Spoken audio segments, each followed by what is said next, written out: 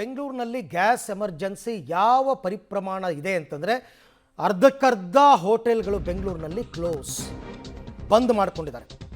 ಹೋಟೆಲ್ಗಳಲ್ಲಿ gas cylinder ಖಾಲಿ ಆಗ್ತಾ ಇದೆ. ಅವ್ರಿಗೆ ಸರಿಯಾಗಿ ಸಿಲಿಂಡರ್ ಸಪ್ಲೈ ಆಗ್ತಾ ಇಲ್ಲ. Commercial cylinder. ಮೌರ್ಯ ಸರ್ಕಲ್ ಬಳಿಯ ಶ್ರೀ ಕೃಷ್ಣ ಸಾಗರ್ ಹೋಟೆಲ್ ಕೂಡ ಬಂದ್ ಆಗಿದೆ. ಗ್ಯಾಸ್ ಇಲ್ಲದ ಕಾರಣ ಇವತ್ತು ಬೆಳಗ್ಗೆ ಹೋಟೆಲನ್ನು ಬಂದ್ ಮಾಡಲಾಗ್ತಾ ಇದೆ. ಗ್ಯಾಸ್ ಸಮಸ್ಯೆ ಬಗೆಹರಿದ್ರೆ ಮಾತ್ರ ಹೋಟೆಲನ್ನು ಓಪನ್ ಮಾಡ್ತೀವಿ, ಇಲ್ಲ ಅಂದರೆ ಇಲ್ಲ. ಅವ್ರು ಹೇಳಿದ್ರಲ್ಲ, ಆಲ್ಟರ್ನೇಟ್ ವ್ಯವಸ್ಥೆ ಇದ್ದರೆ ಮಾಡ್ತಾರೆ, ಬಟ್ ಮಾಡೋಕ್ಕಾಗಲಿಲ್ಲ ಅಂದರೆ ಬೇರೆ ದಾರಿನೇ ಇಲ್ಲ. ಕೆಲವು ಕಡೆ ಮೆನು ಕಟ್ ಆಫ್ ಮಾಡ್ಕೊಂಡಿದ್ದಾರೆ, ಇನ್ನು ಕೆಲವು ಕಡೆ ಸೌದೆ ಒಲೆ ಮಾಡ್ತಾ ಇದ್ದಾರೆ, ಇನ್ನು ಕೆಲವು ಕಡೆ ಸಿಮೆಣ್ಣೆ ಸ್ಟವ್ ತರ್ತಾ ಇದ್ದಾರೆ.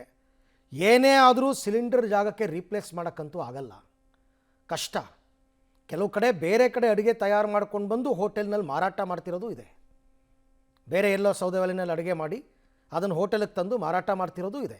ಈಗ ಕೃಷ್ಣ ಸಾಗರ್ ಹೋಟೆಲ್ ಕೂಡ ಬಂದ್ ಆಗಿದೆ.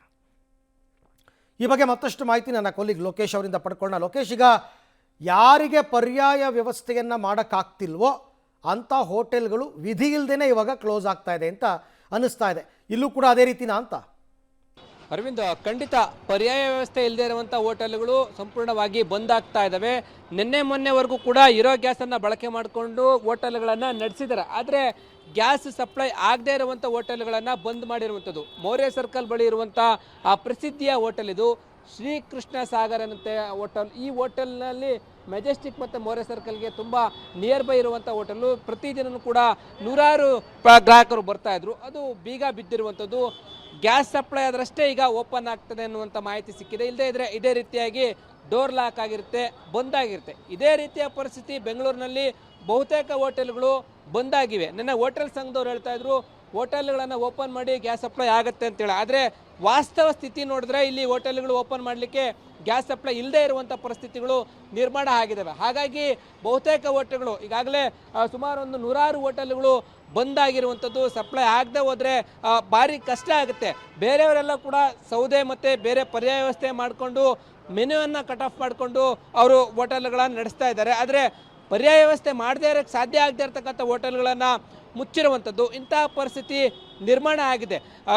ಕಮರ್ಷಿಯಲ್ ಗ್ಯಾಸ್ ಕಂಪ್ಲೀಟಾಗಿ ನೀಡೋದು ಕಷ್ಟ ಅಂತೇಳಿ ಫುಡ್ ಡಿಪಾರ್ಟ್ಮೆಂಟ್ ಕೂಡ ಹೇಳ್ತಾ ಇದೆ.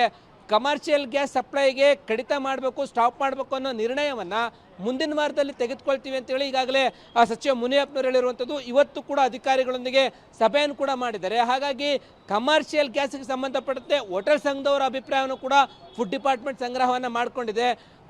ಸಪ್ಲೈ ಆಗದೆ ಹೋದರೆ ಕ್ಲೋಸ್ ಆಗ್ತಾ ಇದ್ದಾವೆ ಅಂತೇಳಿ ಕೂಡ ಮನವಿಯನ್ನು ಮಾಡ್ಕೊಂಡಿರುವಂಥದ್ದು.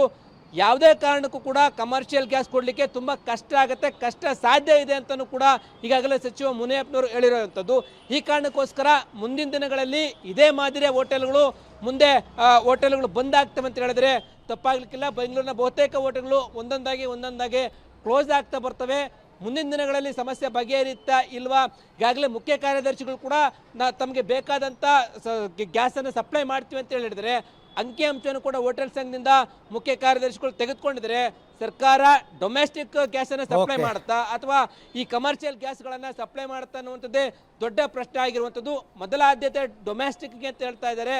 ಕಮರ್ಷಿಯಲ್ ಗ್ಯಾಸ್ ಪರಿಸ್ಥಿತಿ ಮುಂದಿನ ದಿನಗಳಲ್ಲಿ ಏನಿರುತ್ತೆ ಅನ್ನೋದನ್ನ ಕಾದು ನೋಡಬೇಕಾಗಿರುವಂಥದ್ದು. ಅರವಿಂದ್, ಥ್ಯಾಂಕ್ ಯು ಲೋಕೇಶ್, ತಮ್ಮೆಲ್ಲ ಮಾಹಿತಿಗಾಗಿ. ಅದು ಕರೆಕ್ಟ್. ಅದು ಮೊದಲು ಗೃಹ ಬಳಕೆ, ಆಮೇಲೆ ಕಮರ್ಷಿಯಲ್. ಈಗ ಹಾಗೆ ವ್ಯವಸ್ಥೆ ಆಗ್ತಿರೋದ್ರಿಂದನೇ ಕಮರ್ಷಿಯಲ್ ಸಿಲಿಂಡರ್ಗಳ ಸಪ್ಲೈನಲ್ಲಿ ವ್ಯತ್ಯಾಸ ಆಗ್ತಾ ಇದೆ.